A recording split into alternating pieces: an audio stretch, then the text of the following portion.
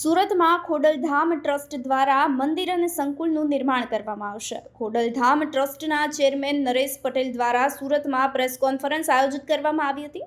સુરતમાં લેઉવા પટેલ સમાજની લાગણી હતી કે સુરતમાં ખોડલધામ સંકુલ તેમજ મંદિર નિર્માણ પામે.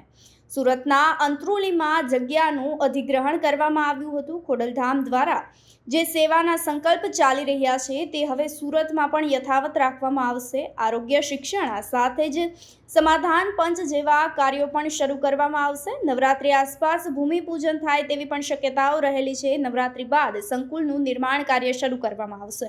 40 વીઘા કરતાં પણ વધારે જમીનનું અધિગ્રહણ કરવામાં આવ્યું છે. તો સંકુલમાં મંદિર સાથેની સુવિધા પણ ઉપલબ્ધ કરવામાં આવશે. સુરતમાં સંકુલ બનવાનું છે, કઈ રીતે તૈયારીઓ અને કેટલા સમયમાં? ખોડલધામના 4 ઝોન છે. ખોડલધામ સૌરાષ્ટ્ર, ઉત્તર ગુજરાત, મધ્ય ગુજરાત અને દક્ષિણ ગુજરાત. દક્ષિણ ગુજરાત માટે તૈયારીઓ ઘણા ટાઈમથી અમે કોશિશ કરી રહ્યા હતા, પણ સમયની વાત છે તો સમય માટે ગઈકાલે 42 વીઘા જેટલી જમીન સંપાદન થઈ છે. સાથે સાથે વધુ જગ્યા મળે એની પણ કોશિશ અત્યારે અહીંના લોકલ ટ્રસ્ટીઓ દ્વારા કરવામાં આવી રહી છે. આ સંકુલમાં આસ્થા માટે ભવ્યથી ભવ્ય મા ખોડિયારનું મંદિર બને અને સમાજની સેવા માટે આરોગ્ય, શિક્ષણ અને સમાધાન પંચ જેવા કાર્યો અહીંયા હાથ ધરવામાં આવશે.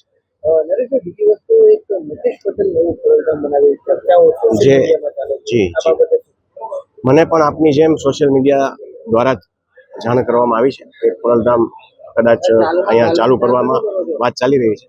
તો સારી વાત છે. કદાચ 2 સંકુલ બને તો લોકો વધારે ફાયદો થશે.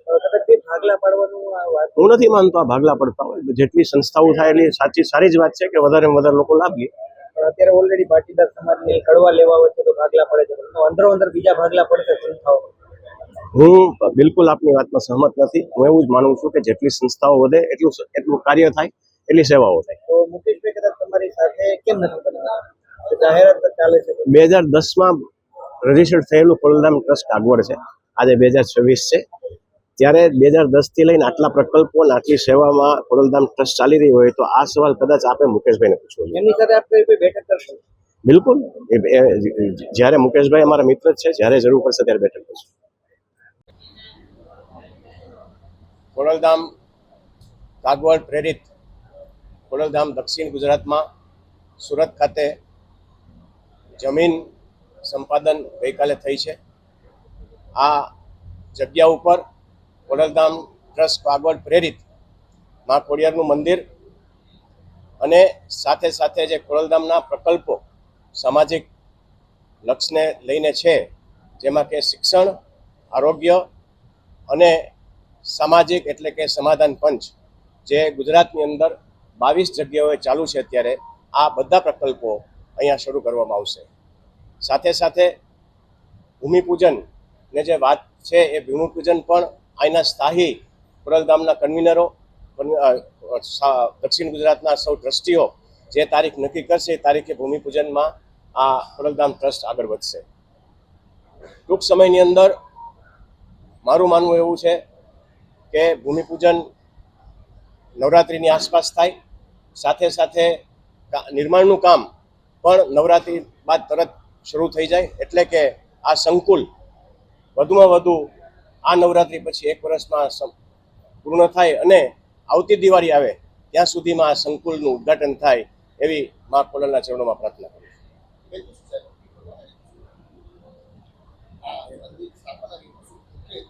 મુખ્ય હેતુ મેં પહેલા જ કીધું એમ, ગુજરાતની અંદર ખોડલધામે પ્રકલ્પ કરેલા છે કે તમામ વિસ્તારમાં ખોડલધામ મંદિર હોય. કારણ કે લેવા પટેલ સમાજ ફક્ત સૌરાષ્ટ્રમાં નથી, દક્ષિણ ગુજરાતમાં પણ જેટલો સૌરાષ્ટ્રમાં છે એટલો જ લેવા પટેલ સમાજ દક્ષિણમાં પણ છે. ત્યારે અહીંના લોકોને એક આસ્થાનું કેન્દ્ર મળે, એને હૂંફ મળે, એને સામાજિક સેવાઓ મળતી રહે, તે માટેનો આ પ્રકલ્પ છે.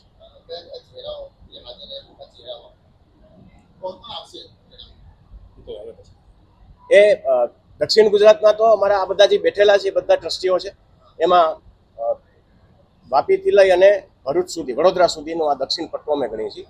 અને આ દક્ષિણ પટ્ટાની અંદર જે લોકો ખોડલધામ સાથે જોડાયેલા છે તો જોડાવાના જ છે, પણ સાથે સાથે જ્યારે સંકુલ બનશે ત્યારે ખૂબ મોટી સંખ્યામાં આગેવાનો અને લોકો જોડાશે એવી મને આશા છે.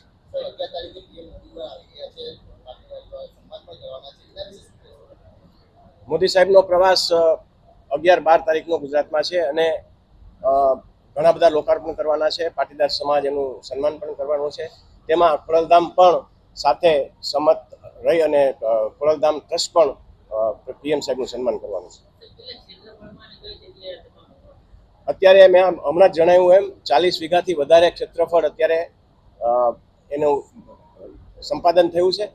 પણ સાથે સાથે અહીંના સ્થાયી ટ્રસ્ટીઓને જવાબદારી આપવામાં આવી છે. વધારે જે આજુબાજુની જગ્યા છે એમાં વધારે કેટલું સંપાદન થાય એ આવતા દિવસોમાં ખબર પડશે. અંત્રોલી વિસ્તારમાં જગ્યા આવેલી છે. દક્ષિણ ઝોન ખાતે ગઈકાલે દિનેશભાઈ એમના જે વાત કરી પ્રમાણે જમીન અધિગ્રહણ કરવામાં આવી છે. ખોડલધામના ગુજરાતના તમામ પ્રકલ્પોની અંદર રાજકોટ સ્થિત, કાગવડ, ઉત્તર ગુજરાતમાં સંધેર ગામે કાર્ય ચાલી રહ્યું છે. મધ્ય ગુજરાતની અંદર જમીન સંપાદનનું કાર્ય ચાલી રહ્યું છે. એ જ રીતે સ્ટેચ્યુ ઓફ યુનિટીમાં જગ્યા લેવાઈ ગઈ છે અને ગઈકાલે દક્ષિણ ઝોન માટે આ ભૂમિગ્રહણ કરવામાં આવેલ છે. ત્યારે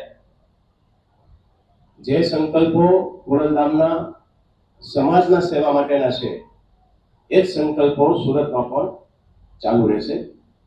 ખાલી મંદિર નહીં રહી જતા, આ સંકુલની અંદર શિક્ષણ, આરોગ્ય અને સમાધાન પંચ જેવા કાર્યો અહીંયા શરૂ કરવામાં આવશે. આપના કોઈ પ્રશ્ન હોય તો